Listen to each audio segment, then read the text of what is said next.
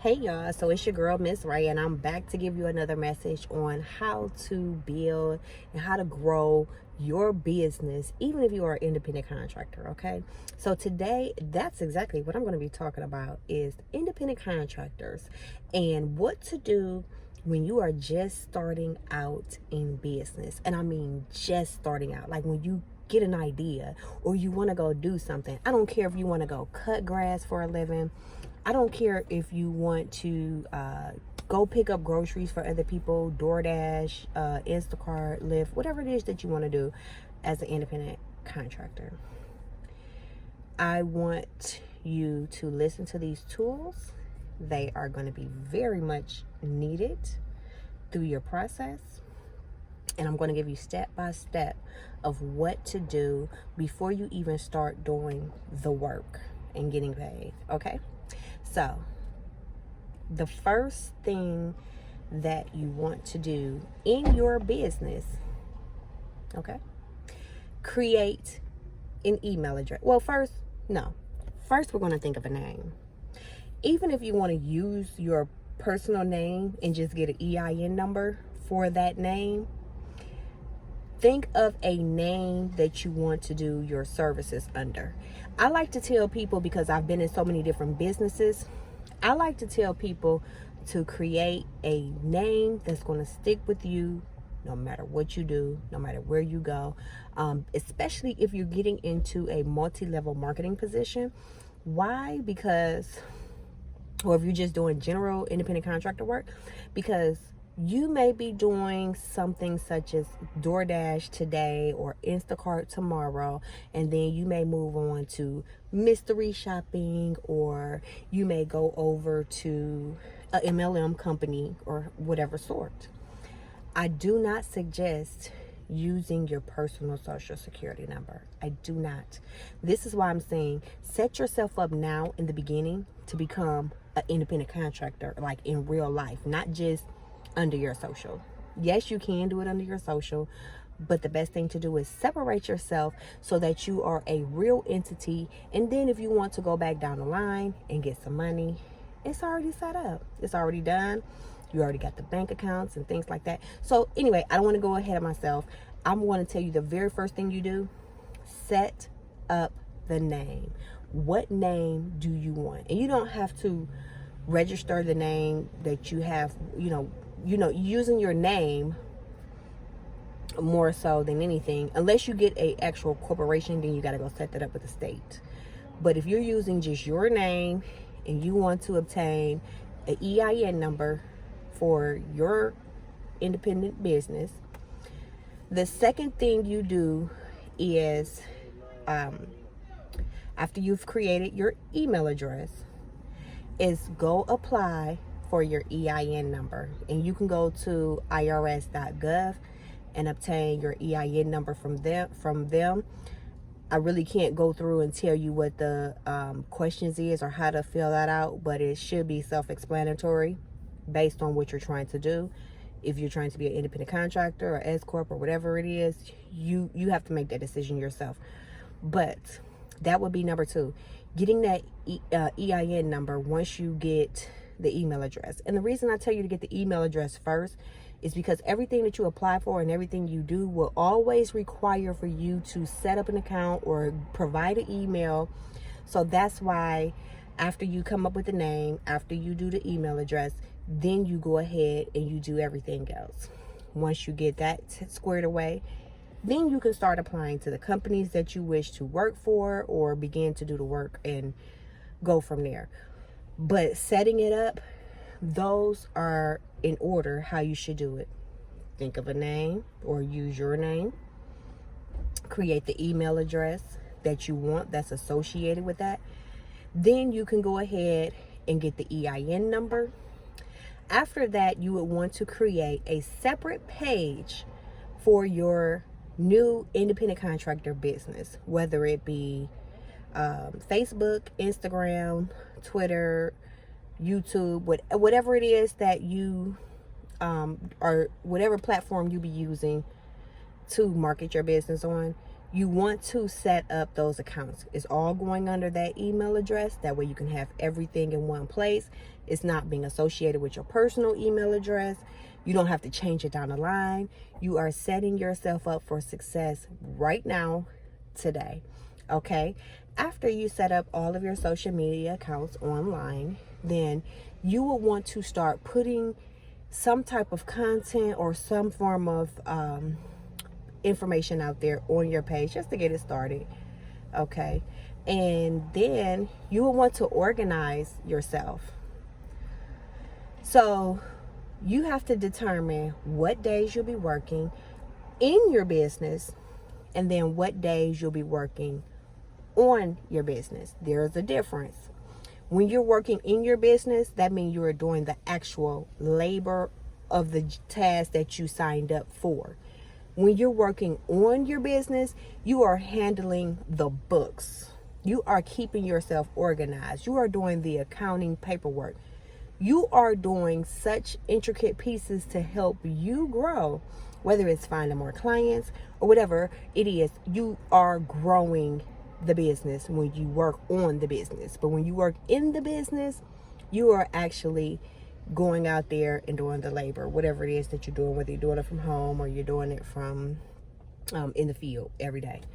So those are the tips that I want to give you to start your business. And then also, after you do that, get you a business bank account. That's the last tip. Getting a business bank account. This pandemic has surely proven to us that we need a business bank account. We need a business. All of those loans that went around, the PPP loans or the pandemic unemployment assistance that was for independent contractors and stuff. So the thing is I really want to get you guys set up on the right track. What if we shut down again? Like, what are you going to do then?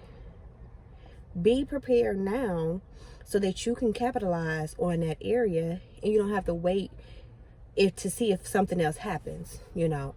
So even if it never happens again, you are already in place. You can do it. But if it happens again, you'll be able to set yourself up for success by just going ahead and apply for that money that's available to business owners and independent contractors without having to do the legwork that I just told you with the steps. Okay, so that's my tips to you guys for this video on starting out as an independent contractor and setting up the structure of your business and what to do step by step.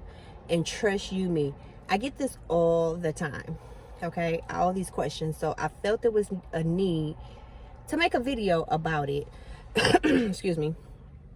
Now, the other part of it is if you want to create a name that goes to the state, you want to set up a corporation or LLC, whatever it is that you want to do.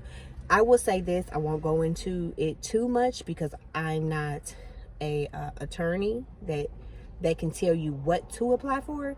But for the people that I've seen that sign up for a company name, I want you to search Secretary of State and then put whatever state you live in after that. You can apply. I know some places they're like $100. The cost varies upon different states, $125, $150, I don't know. But you have to check with your state. But if you type in the Google search bar, Secretary of State, and then your whatever state you live in, directly after that, click the search bar, you'll be able to find it directly. I hate when people go and pay these companies hundreds of dollars to do something that they could have done themselves for free online. It's a matter of reading and typing in information. And once you do everything and go over it, it shouldn't even take you no more than 10 minutes to complete it. So a 10-minute process or less that it takes to file the business name with your state, you should not be paying someone hundreds of dollars to do it. If you have, like I used to charge to do that, and I would charge people like $199 but it came with other things as well. That was a one-time fee, and that was because people just didn't want to do it. They wanted me to do it to make sure it was right. I understand that. But if you go online and you pay these companies, I can't even think of the company name that people pay, but these companies charge like $100 a month or $400 a month. Like, why? When it takes 10 minutes to do that. Once I do it for you, this is your information, this is your login, it's all yours. I'm not charging you no extra fees because there's nothing extra to do. Nothing at all. Everything else is specifically yours.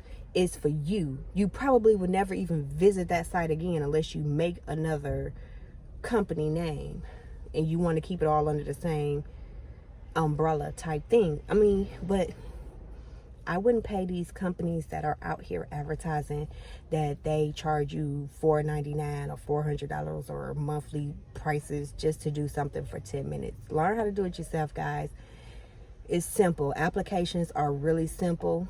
It just take a couple of much needed information that you already know because it's your information. And, you know, don't get duped. Learn how to do it yourself, because one thing I tell every good business owner is to learn the model before you hire someone, because why? They cannot trick you. If you learn how to do your business and then you go to hire somebody to do your business, they can't trick you into telling you that it takes this, this, and this to get to your end result, because you already know the process. So that's why I say, do that part yourself. Do that business stuff yourself. I mean, unless you have a secretary that can just do it in the beginning, but I doubt it if you're just really starting out. But do it yourself. Don't pay nobody hundreds and thousands of dollars to do something that's very simple. All of these steps that I mentioned is very simple. I will list the links below. Again, we have irs.gov. You can choose whatever email address you want. If you want Yahoo or Gmail, I prefer Gmail because Gmail is just my preference. But you decide, because you may be a Yahoo person, and or Ymail or whatever other exchanges are out there. But create those accounts. Get yourself set up for success. Choose what bank you want to be at. Get you a business account and start putting money in there. And then that way, once you get that bank account and you sign up for those companies, when it's time to get paid, your direct deposit is going into those accounts. And then your direct deposits are going into those accounts. So what it does is it separates your personal stuff from your business stuff. And that's from email address and from bank account. Why? Because when it's time to do the taxes on your independent contracting business, when you do your 1040, you want to be able to see everything that you did in your business right then and there. And if you pay yourself, then all you have to do is send that money or create a paycheck for your personal self out of that money. And that way, you're doing it differently, and that's because you're giving yourself income in that business, unless you just want to use it all for yourself. But keep it separate, because why? When you're doing gas for the company time, you want that separated for tax purposes, for tax write-offs and things of that nature. I am not a tax consultant or anything of that sort, but I am just giving my own suggestions for keeping yourself organized in your business from the beginning, because that separates your personal business from your business, okay? And you don't have to go through at the end of the year and try to say, was this for personal? Was this for business? Was this for personal, or was this for business? Did I get gas for personal, or did I get gas for business? I paid the light bill in the business account. I mean, it just don't make sense, okay? So keep it separate. And if you are purchasing flyers, websites, or anything like that, do all of that through your business account, because it's already there, it's already set up, and it keeps you on track when it's time to do your taxes or deal with in bookkeeper or accountant, okay? So that's it, you guys, for this video. If you like what I've told you today, please like, share, and subscribe, and tune in to the next video. It's your girl, Ms. Ray, and I'll see you next time.